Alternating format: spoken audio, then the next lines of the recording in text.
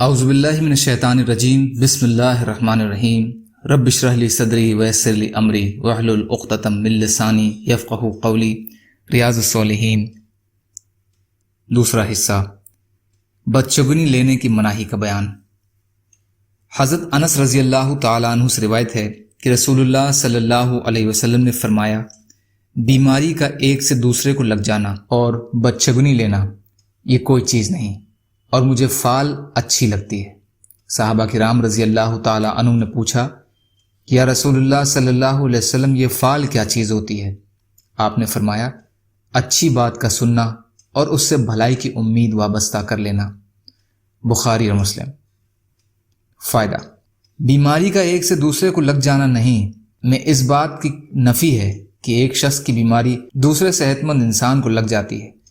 یہ نفی انکار کے معنی میں ہے، یعنی تم کسی بیماری کو اس معنی میں چھوٹ کی مت سمجھو کہ یہ خیال کرو کہ فلاں شخص فلاں کی بیماری کی وجہ سے بیمار ہوا، بلکہ جس طرح پہلا شخص اللہ کی مرضی سے بیمار ہوا، دوسرا بھی اللہ کی مرضی ہی سے بیمار ہوا۔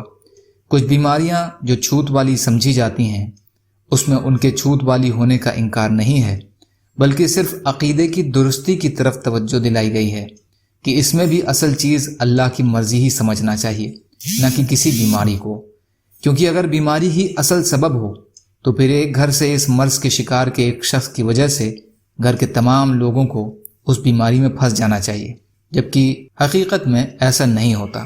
صرف ایک دو شخص ہی بیمار ہوتے ہیں، سب کے سب بیمار نہیں ہوتے، جس کے صاف معنی یہ ہے کہ ایسے مرض میں بھی اصل سبب بیماری نہیں، اللہ کی مرضی، اس کی تقدیر اور فیصلہ ہی ہے۔ اسی طرح بدشگنی لینے کا معاملہ ہے، اس کی بھی کوئی حقیقت نہیں ہے، اس لیے کچھ دیکھ کر دل میں اس قسم کا وسوسہ پیدا بھی ہو تو اسے توجہ نہیں دینی چاہیے اور نہ اس کی بات پر عمل کریں۔ اچھی بات سن کر فال لینے کو جائز قرار دینے کا مطلب یہ ہے کہ اس طرح ایک انسان اللہ تعالیٰ سے اچھی امید قائم کر لیتا ہے۔ اس میں مانو اس بات کی بھی ترغیب ہے کہ انسان کو اپنی زبان سے اچھی بات نکالنی چاہیے اور اچھی بات ہی سننی چاہیے جس سے لوگ نیک فال حاصل کریں، اور ایسی بات کرنے سے بچنا چاہیے جس سے لوگ کراہت محسوس کریں اور اس سے ان کے دلوں میں بدفعلی کی شبہات پیدا ہوں۔ اللہ تعالی ہم سب کو کہنے سننے سے زیادہ عمل کی توفیق عطا فرمائے۔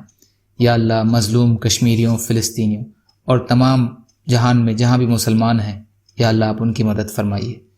یا اللہ ہم سب پر رحم کا، کرم کا، عافیت کا، درگزر کا، فضل کا معاملہ فرمائیے۔ یا اللہ سچی توبہ کی توفیق عطا فرما دیجیے۔ یا اللہ نیک کام کرنے والا بنا دیجیے۔ یا اللہ ہماری بد اعمالیوں سے درگزر فرما دیجیے اور ہمارے اچھے اعمالوں کو قبول فرما لیجیے۔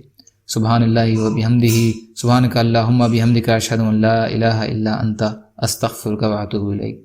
والسلام علیکم۔